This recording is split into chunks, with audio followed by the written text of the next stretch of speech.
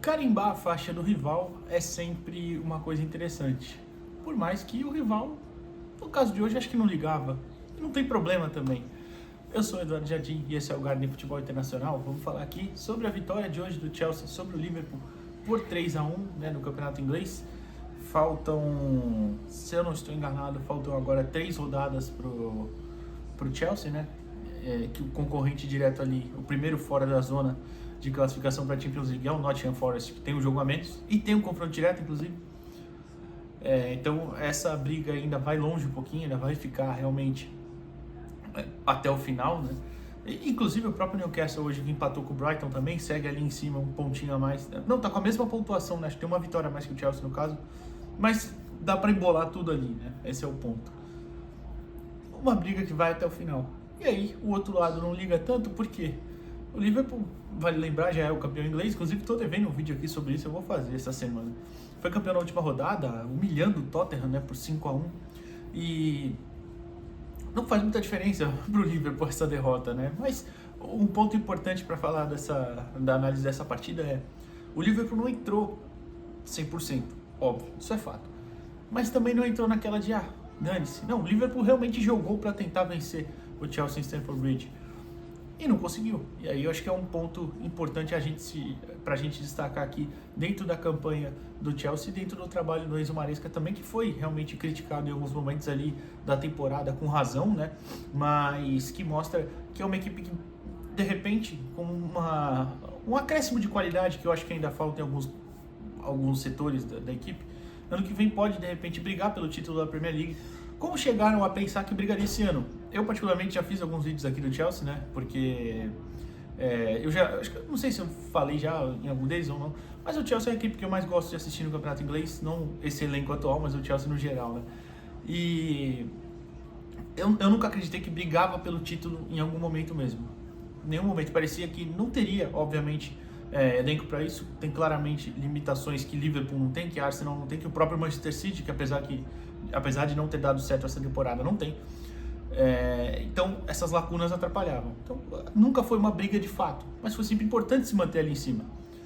E aí consegue realmente chegar num final de temporada brigando por isso, por vaga, né, na Champions, não por título, e de repente ano que vem, e brigando também, claro, tá quase na final da Conference aí, né, venceu a primeira partida da semifinal, aguarda provavelmente não, aguarda o vencedor de Betis e Fiorentina do outro lado, venceu o Djurgården, né, na semifinal, aí, na primeira partida, deve confirmar a classificação se nada muito catastrófico acontecer, né.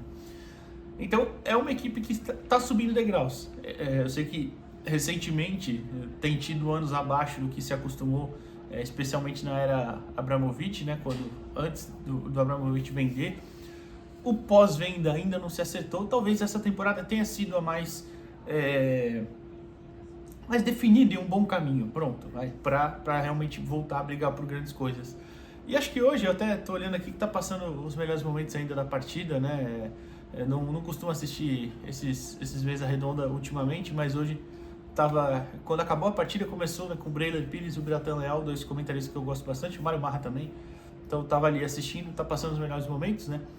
E é bom pontuar, eu tinha falado no último vídeo, eu acho, quando eu elogiei bastante o Enzo e o Caicedo, que mais uma vez fizeram ótimas partidas, eu tinha destacado o Romeu Lavia, né, que ele estava machucado e é um cara que é um jogador que joga mais ou menos na mesma faixa ali de campo que o Caicedo, principalmente, né, um primeiro volante, só que ele tem características diferentes.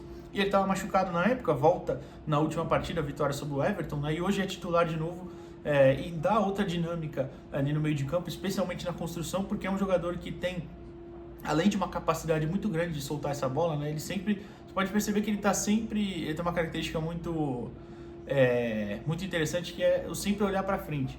Não importa se ele recebe um passe às vezes atrás, ele sempre consegue virar para frente com a bola no pé, ou às vezes já fazendo o famoso domínio orientado. Ele já domina tirando o adversário, usando o corpo para isso. É sinal de jogador que sempre olha em progressão, né? Sempre olha para tocar essa bola para frente. E é muito interessante isso. Hoje, com ele em campo, você tinha o Caicedo na lateral direita defendendo e com a bola, aquela famosa saída com 3 jogadores. E aí por dentro você tinha ele, Romeu Lavia, Caicedo, que vinha da direita para dentro, e o próprio Enzo, às vezes em algum momento, quando avançava um pouquinho mais. O Enzo era o cara que subia mais, não é à toa que faz o primeiro gol com 3 minutos logo assim, né, avançando e entrando no espaço na área do Liverpool, que começa inclusive com um belo passe do Lavia para o Pedro Neto, né? Um belo passe longo, inclusive, quebrando ali uma linha, uma não, talvez até duas, né? Porque passa bem lá na frente para o Pedro Neto e ele consegue colocar para o Enzo entrar nesse espaço. Então ficava mais ou menos uma formação de 3 jogadores saindo e os 3 no meio ali sendo o Enzo mais livre. Então aí na frente você tinha os jogadores de ataque normalmente, né? O Madueke de um lado, o Pedro Neto do outro, o Cole Palmer também com essa liberdade e o Nicolas Jackson, claro, sendo o centroavante. Então, talvez seja o mais perto do ideal que você tenha com esse time do Chelsea. Talvez seja essa formação. E é muito interessante, é uma formação com muito potencial. Eu sigo achando que você precisa, para competir em alto nível, de jogadores mais confiáveis que o próprio Pedro Neto. Acho que o Jackson até tem esse potencial de ser esse cara, esse artilheiro, mas hoje ainda não é. No momento, né, eu não vejo essa qualidade nele para ser isso.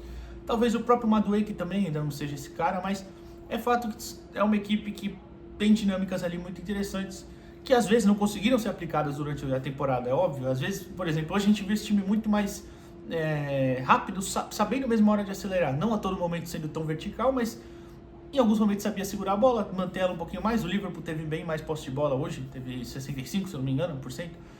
Mas a do Chelsea, quando teve também, conseguiu ser efetiva. Em alguns momentos da temporada não foi assim. O jogo do Ipswich em casa, né, não soube segurar a vantagem. Qual foi um outro também que foi 1-0? Não lembro agora aqui, mas foi fora de casa contra alguma das equipes lá de baixo.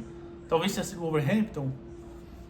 Pô, eu não vou lembrar, mas alguma partida dessas que o Chelsea tinha a bola e não sabia o que fazer. Então foram dinâmicas que merecidamente foram criticadas ao longo da temporada. É verdade. Então é ponto também de um trabalho que é recente. Trabalho de um cara que, como eu até já falei aqui, eu acho que tem ideias muito interessantes, mas ao mesmo tempo deu um salto na carreira que ainda nunca tinha atingido antes, né? Por mais que você fale, mas o Maresca foi auxiliar do Guardiola, mas você ser o técnico principal é muito diferente. E por mais que ele tenha feito um grande trabalho no Leicester, é muito diferente você assumir o Chelsea, né? Um salto de exigência muito maior.